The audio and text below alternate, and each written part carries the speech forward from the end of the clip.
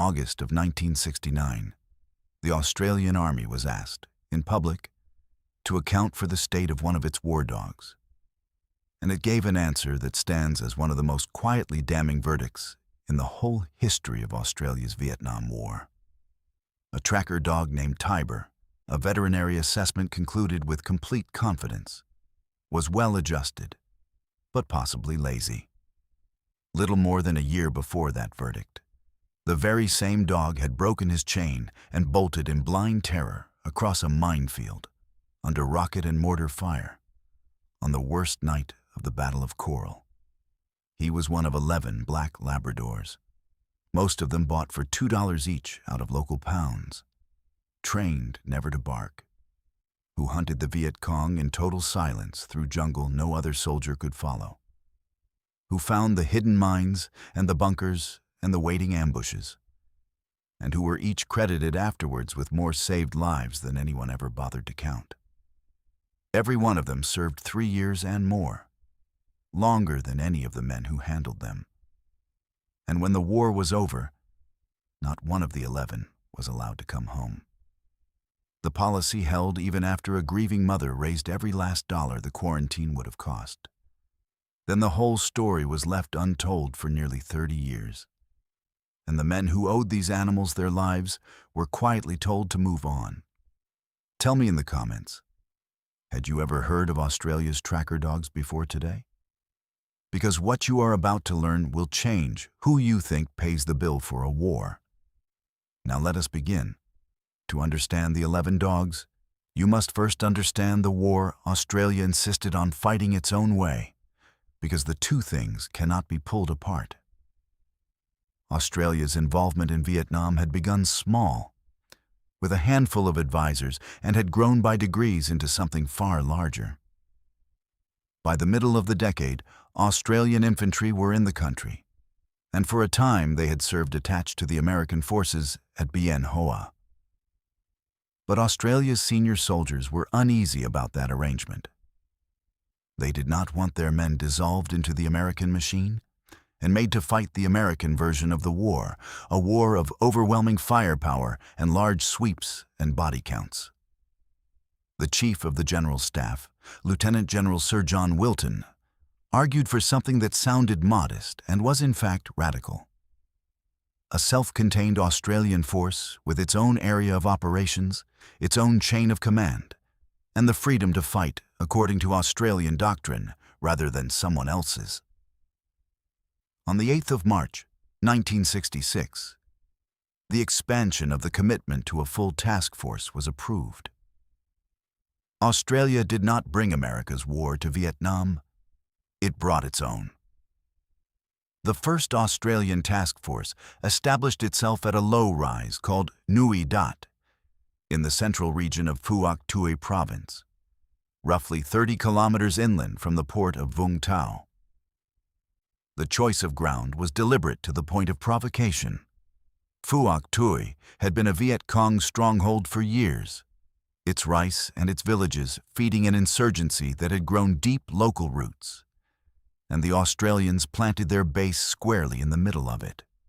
At its height, Nui Dat held around 5,000 men, though for most of the time most of them were somewhere else, out in the bush on operations, and that security was bought at a price the Australians would rather not have advertised. The two nearest villages were regarded as enemy strongholds, and their populations were forcibly resettled, on the theory that removing the people removed the eyes and ears the enemy relied upon. It reduced the flow of information to the enemy. It also uprooted families from homes they were given no compensation for losing, and undercut whatever goodwill the Australians hoped to build among the very people they had come to protect. The enemy made his intentions plain almost at once. In the small hours of the 17th of August, 1966, a bombardment fell on Nui Dat, and the companies sent out to find the guns walked into the largest battle Australia would fight in the entire war. At Long Tan, in a rubber plantation in driving monsoon rain, a single company of roughly 108 men found itself surrounded by a force many times its size. What saved it was artillery, fired with desperate precision, and the discipline of soldiers who did not break. When it was over, 18 Australians were dead, many of them young conscripts, and the Australians counted 245 enemy bodies on the ground, with the true figure almost certainly higher. Long Tan proved that the Australian presence in Phuoc Tuy was permanent. It also proved that such large, set-piece battles were the exception. The daily reality of the war would be smaller, quieter, and far harder to see. Patrols, ambushes, and the endless problem of an enemy who would not stand and fight. It mattered, too, who was doing the fighting. Many of these soldiers were national servicemen, conscripts selected by a birthday ballot that sent 20-year-olds to a war on the far side of the world, whether they had chosen it or not. As the decade wore on, that war divided Australia more bitterly than any issue in a generation. And the men who served came home, many of them, to silence or to hostility, and learned quickly not to speak too much of what they had done or seen. A country trying to forget a war is not a country that will pause to honor the service of a dog. That silence would settle over the tracker teams most completely of all, and it would take the men themselves, decades later, to lift it. Distinctive as the base was, what truly set the Australians apart was their method, and the method had been learned in another jungle, in another decade. Through the 1950s, Australian and British and Commonwealth soldiers had fought a long counterinsurgency in Malaya, and later in Borneo. And out of those campaigns had come a body of hard-won knowledge about how a Western army could fight an elusive enemy in dense terrain without simply flattening the landscape and calling it victory. The lessons were unglamorous. Move quietly. Stay off the worn tracks, where the enemy expected you and had prepared for you. Patrol for days without resupply. Learn to read the jungle the way the people who lived in it read it. And above all, learn to set your own ambushes, so that the hunter could never be entirely sure he was not the hunted.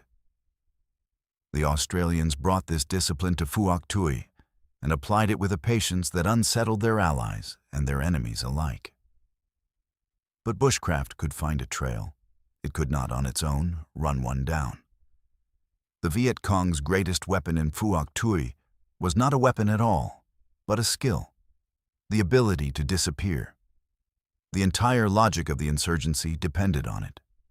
A group would strike, inflict what damage it could, and then break contact and dissolve into terrain it knew far better than any foreign soldier ever could, scattering along footpaths and streambeds and tunnel mouths that had been part of the fabric of local life for generations.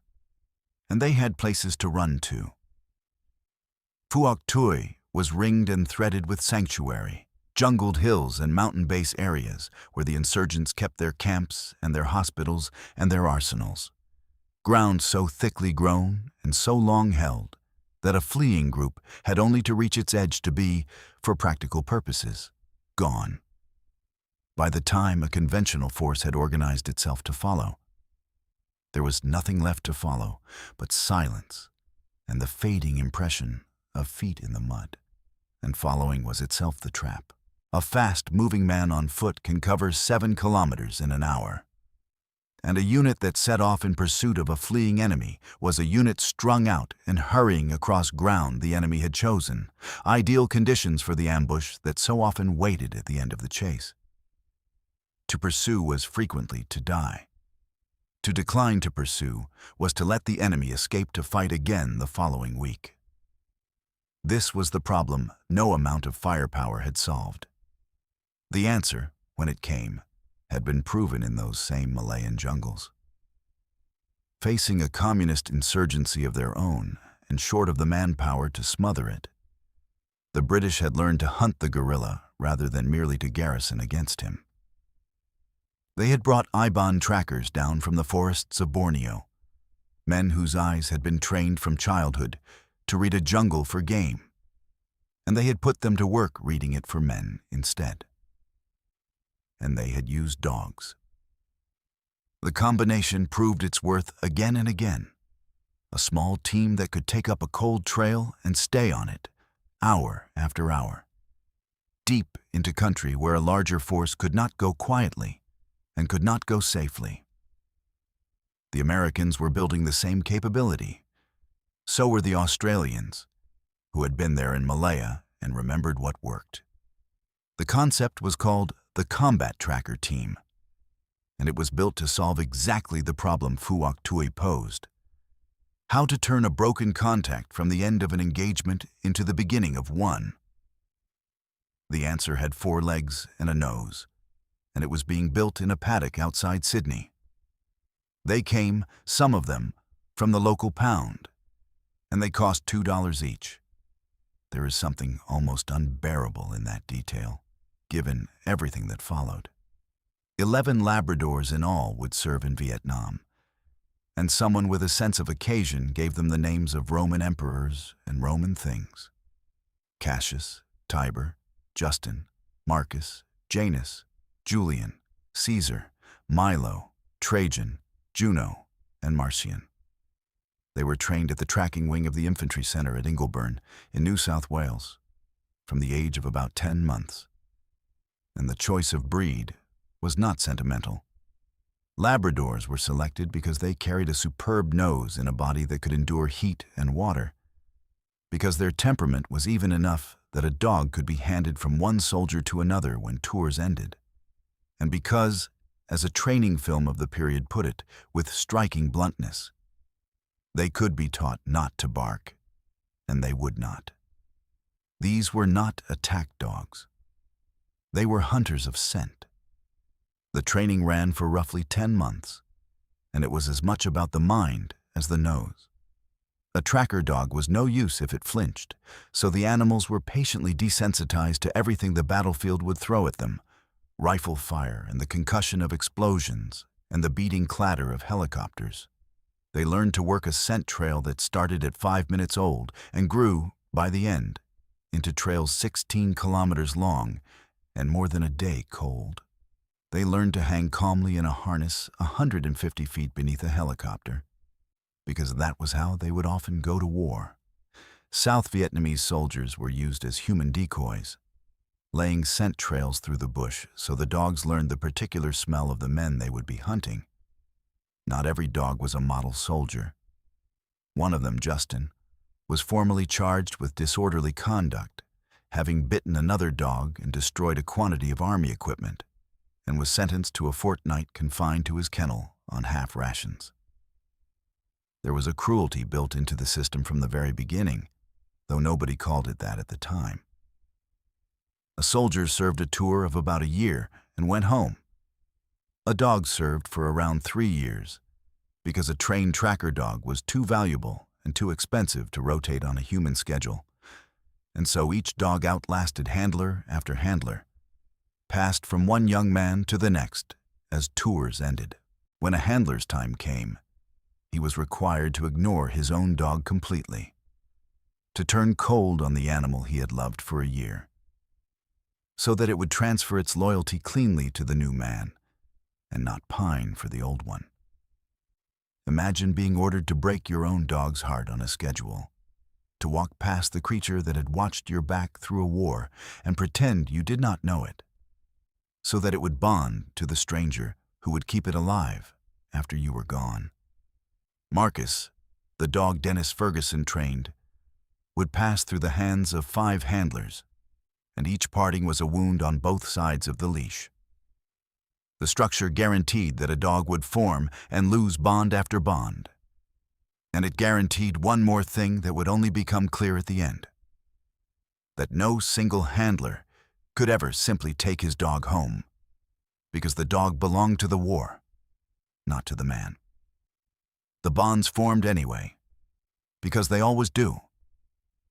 A 19-year-old private named Peter Haran trained a dog he would come to love more than he could easily say, a black Labrador called Caesar, and shipped out on his first tour in May of 1967. Dennis Ferguson, known to everyone as Fergie, raised and trained Marcus and would be haunted ever after by how that story ended. And there was Tiber, who would run one night across a battlefield and into the strangest small legend of the whole campaign. Full-time use of the dogs began in late 1967, and once it began, 2 dogs were assigned to each Australian battalion at Nui Dat. The war took its first dog almost immediately, and it did not use a bullet to do it. 6 weeks into the deployment, on the 12th of May, 1967, Cassius died of heat exhaustion during a training run in the sand dunes near Vung Tau. He was the only one of the 11 to die on active service, and he was killed not by the enemy, but by the sun. The war had taken one of them before it had properly begun. A dog and a nose were only half of it. The other half was a man who could read the ground like a page. A combat tracker team was 6 men and 2 dogs, and each part existed to keep the other parts alive.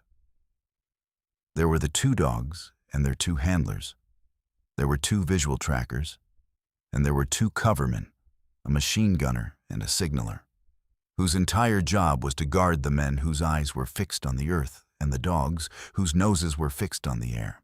The team lived on standby at Nui Dat and moved ahead of a supporting platoon, often carried into an area of operations by the Iroquois helicopters of the Royal Australian Air Force, sometimes set down on a landing zone, sometimes winched in on a wire into terrain too thick to land on. The winch insertion was an extraordinary thing to do. A man and a calm black Labrador lowered on a cable into a jungle they could not see the bottom of. The visual tracker was the quiet genius of the team, and his skill was closer to reading than to searching. A man like Wally Barnett, who worked as a visual tracker with the 5th Battalion's tracker platoon in 1969 alongside a dog named Juno, could kneel over a single footprint pressed into the mud and extract from it a startling amount of information.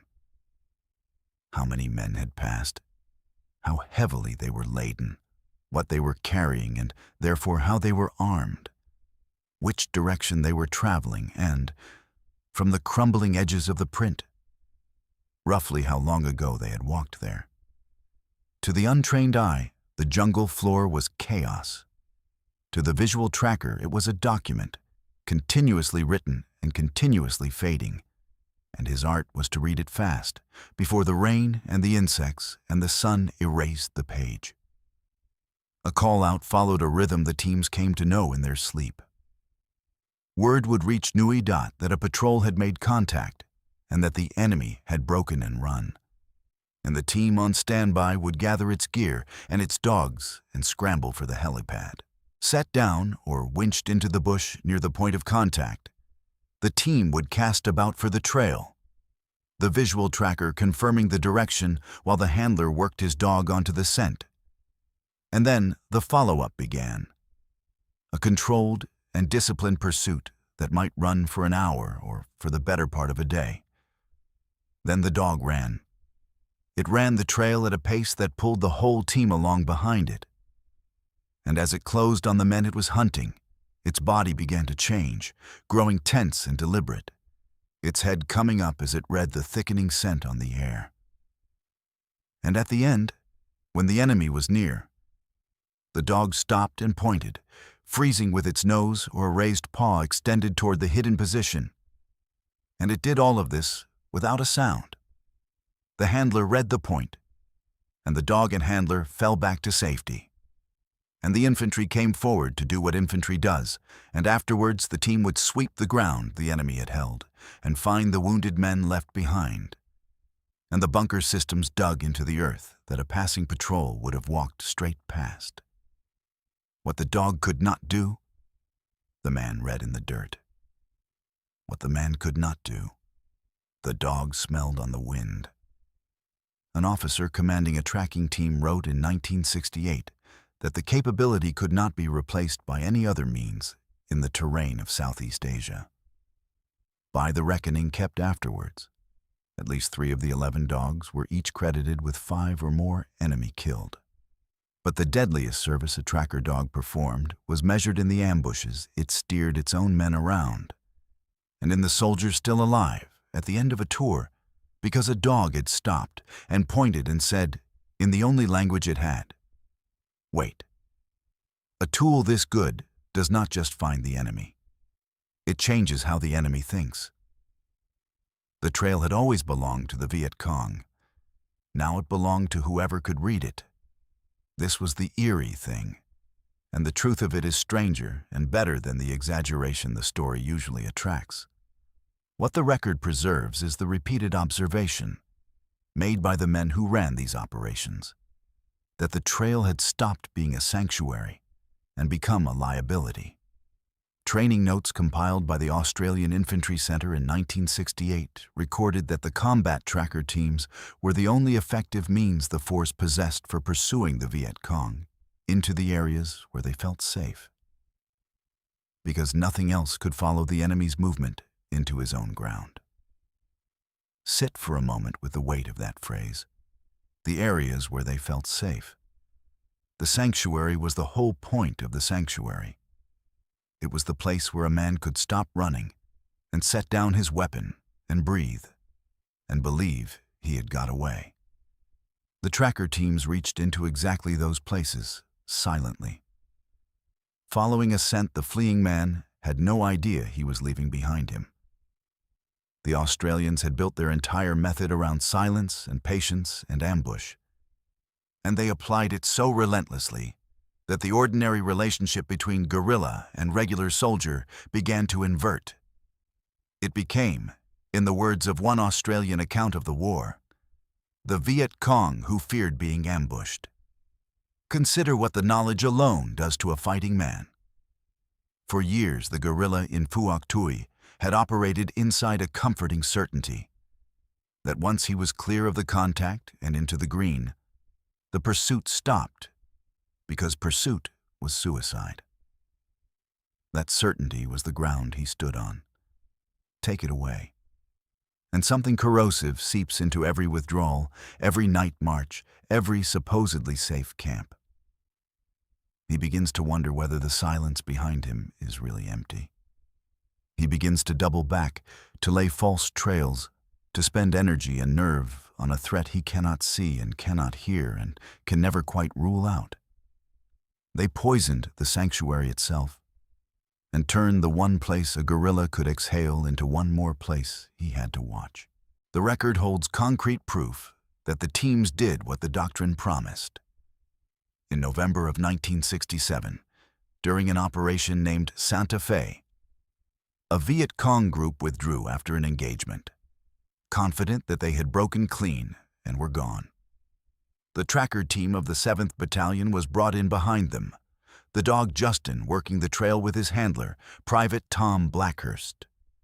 The team followed and closed, and located the enemy roughly 30 yards ahead, and opened fire, and inflicted 2 fatal casualties on men who had every reason to believe the fighting was over. And the enemy adapted, because a competent force always does.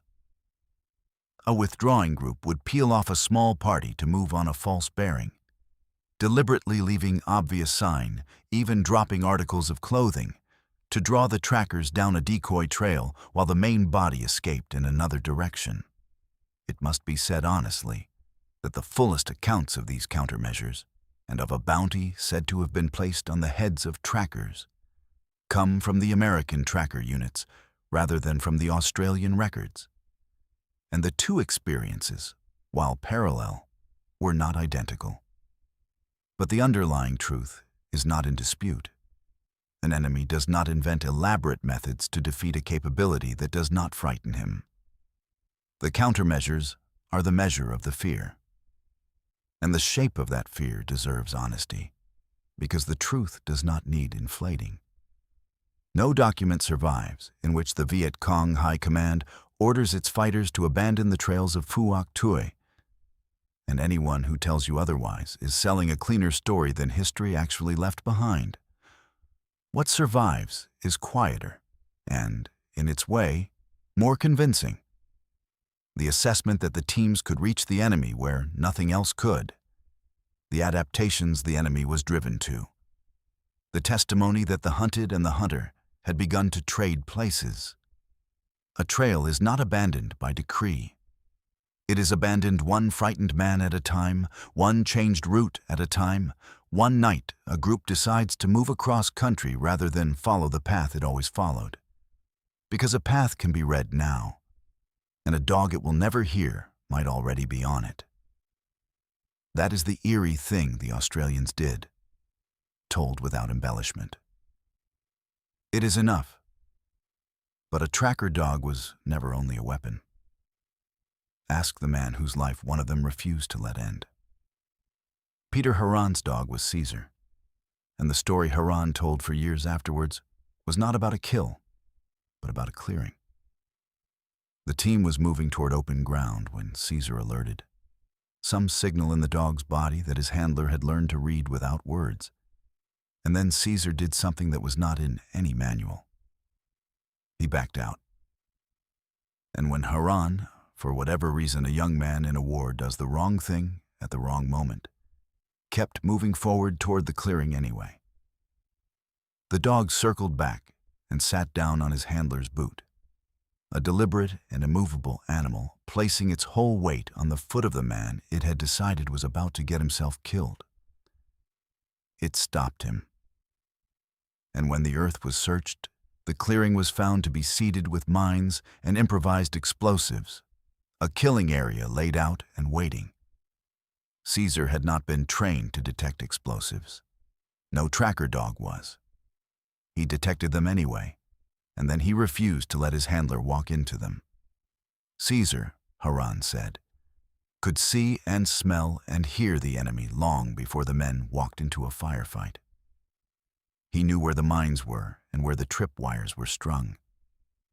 To the men of the team, the dog occupied a place no piece of equipment ever could. He was the reason they were alive, and he was, in the long stretches of boredom and heat between the moments of terror, something close to a friend. The life around those moments had its own hard texture, easily lost in the myth of the war dog. The dogs lived in kennels at Nui Dat, their days a routine of grooming, health checks, and training runs through the bush. They loved the helicopters of all things, because the cool air aloft was a mercy after the standing heat of the ground. And the war, for the dogs, was mostly not about being shot. The thing that actually threatened a tracker dog's life day in and day out was the climate and the country itself. The heat that had killed Cassius, the constant risk of dehydration, the insects that swarmed a working animal in the bush.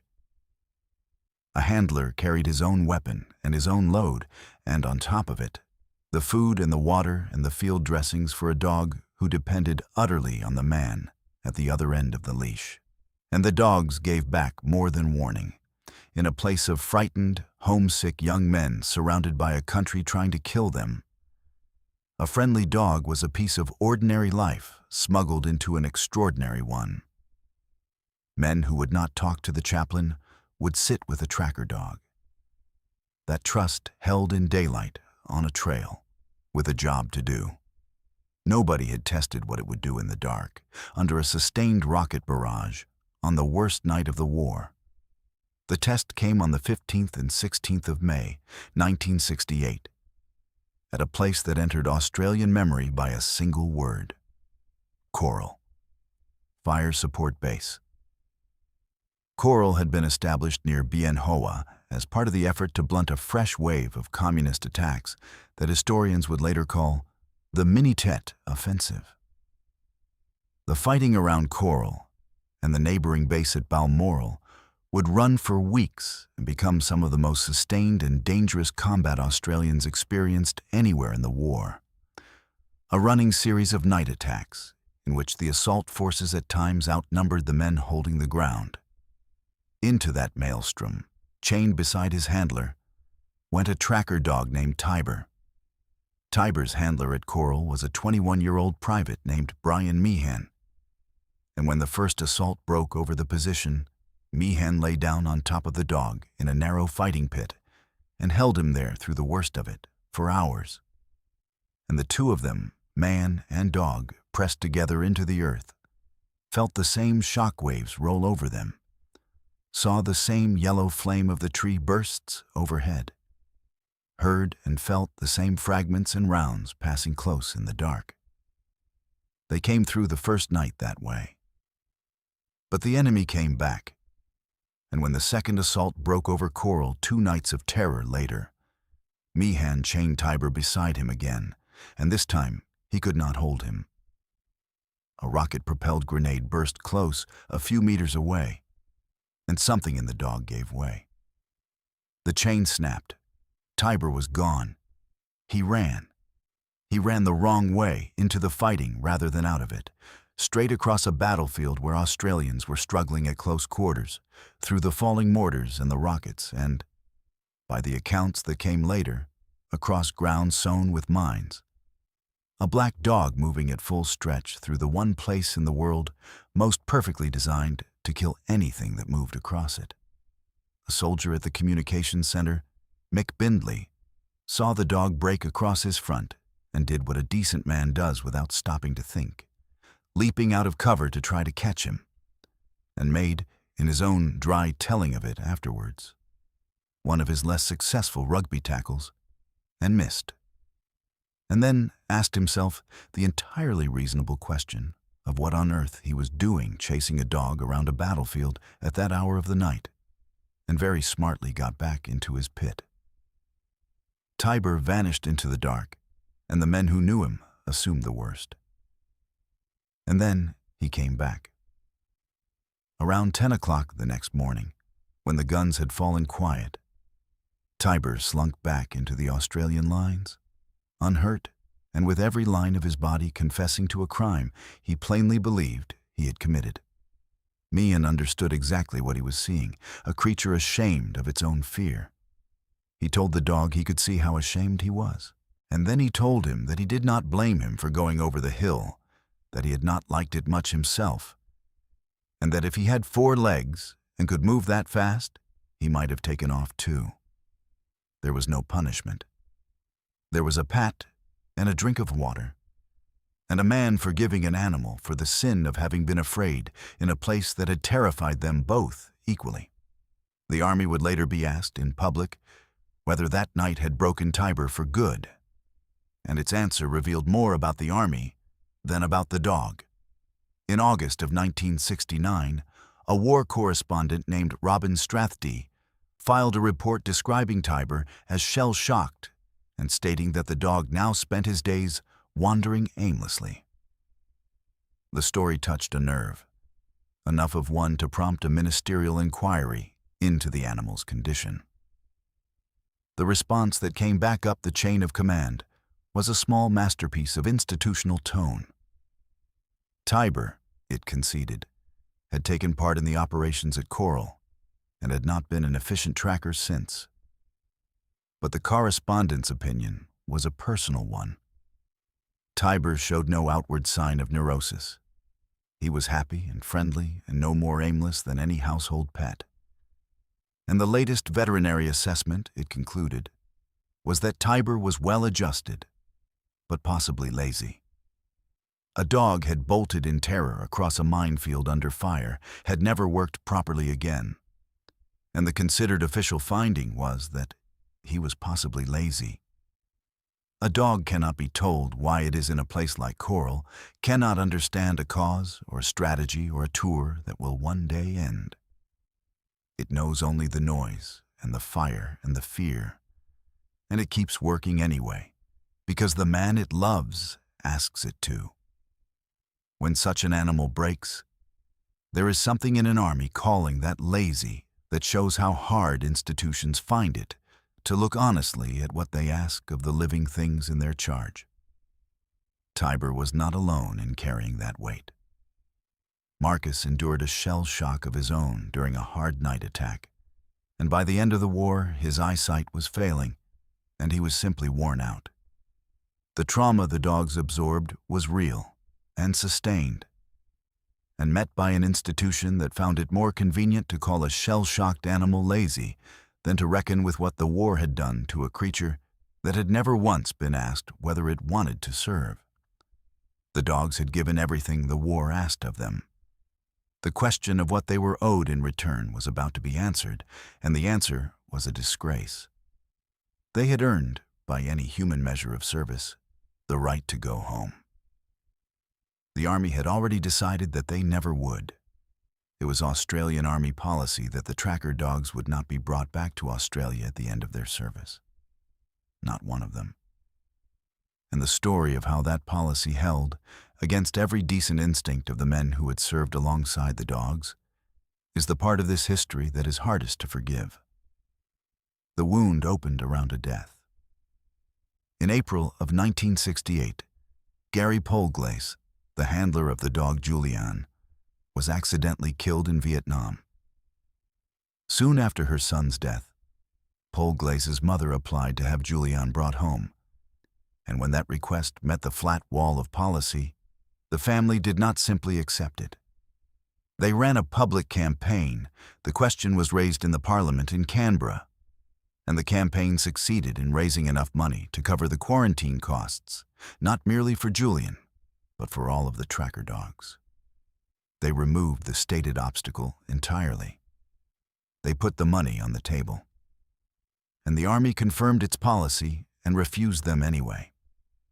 A grieving family had solved the exact problem the Army had named, and it made no difference at all. The stated reason had never been the whole reason. The official explanation was quarantine cost, the expense of bringing an animal from a tropical war zone back into Australia's tightly guarded biosecurity. But beneath the matter of cost lay something that was never adequately explained to the men who begged to bring their dogs home. An Army veterinary report had noted that large numbers of American tracker dogs in Vietnam were dying of a tropical disease believed to be carried by ticks, a disease that caused massive hemorrhaging throughout the body's major organs, was difficult to detect, and could be carried without any symptom at all for some time. The report recommended, in the strongest terms, that no tracker dog be allowed back into Australia, even under strict quarantine, until the way the disease spread was understood. That was a defensible position on its own terms, a reasonable fear for a country whose isolation is its shield against disease. What was indefensible was the way it was administered. The curt refusals with no reasons attached. The official silence in the face of men who were not asking for a favor, but offering to pay any price and accept any restriction to save the life of an animal that had saved theirs. Fergie Ferguson fought for Marcus through every channel the Army possessed. He offered to pay every cost himself. He received a refusal so curt that it came with no explanation at all, and the wound of it never closed. Abandoning Marcus, he would say decades later, haunted him still. Other handlers likened the parting to losing a child, and they were not reaching for melodrama. They were describing an attachment forged in a place where the dog was the daily difference between living and dying, and then severed on command by men who had never been there. There was a particular cruelty in the shape of it, and it should be named plainly. A soldier came home. That was the whole promise the Army made to a man, that if he served his tour and survived it, he went back to his own country. The dogs had served longer than any of the men, 3 years and more, through more contacts and more attacks and more handlers than any single soldier endured. And at the end of it, the one thing a returning man could not take with him was the animal that had made his return possible. The handler flew home to Australia. The dog stayed in a war zone, handed to a stranger, to live out its days in a city that would fall to the enemy within a few years. The men understood the biosecurity fear, or came to. What they could not forgive was that the institution which asked everything of these animals could not find, in the end, the decency to explain itself to the boys who loved them. These were not surplus animals being struck off a ledger. They were soldiers who happened to have 4 legs, and they were left behind. The endings, when they came, were quiet and scattered across a city that would not itself survive the decade. On the 17th of November, 1971, in Saigon, the dogs Marcian and Milo were handed over to civilian owners. Marcus was given to a New Zealand officer and died of natural causes in Saigon shortly before the withdrawal of the last troops in December of 1972. 10 of the 11 found homes with families in Vietnam. The 11th, Cassius, had died in the dunes near Vung Tau years before. Not one of them ever stood on Australian soil again. For nearly 30 years, that was the end of it. The dogs were gone, the story was untold, and the men who owed them their lives were told, in the way that soldiers are always told, to move on. The silence did not break on its own. It broke because the veterans themselves finally refused to let it hold any longer. In the year 2000, Peter Haran published a book called Trackers, an account of the Australian Army's little-known combat tracker dogs and of his own bond with Caesar. And it did what the official record had never managed to do. It put the story in front of the Australian public and made them feel the weight of it. Haran had served a second tour as an infantry section commander, then left the army and spent a quarter of a century as a newspaper reporter in Adelaide, pouring that craft into recovering a history that had nearly vanished. He gave the reason for all of it in a single sentence that cut straight to the bone. Caesar, he said, had been forgotten as a soldier, and soldiers should not be forgotten in war. The memory came slowly, in stone and bronze, and at last in metal worn on a collar. On the 7th of April, 2001, an Australian war dog memorial was unveiled at Alexandra Headland. On the Sunshine Coast of Queensland, a carved statue with a drinking trough set at its base so that living dogs could drink there, bearing the names of all 11 and a verse written in the plain voice of the men who served with them.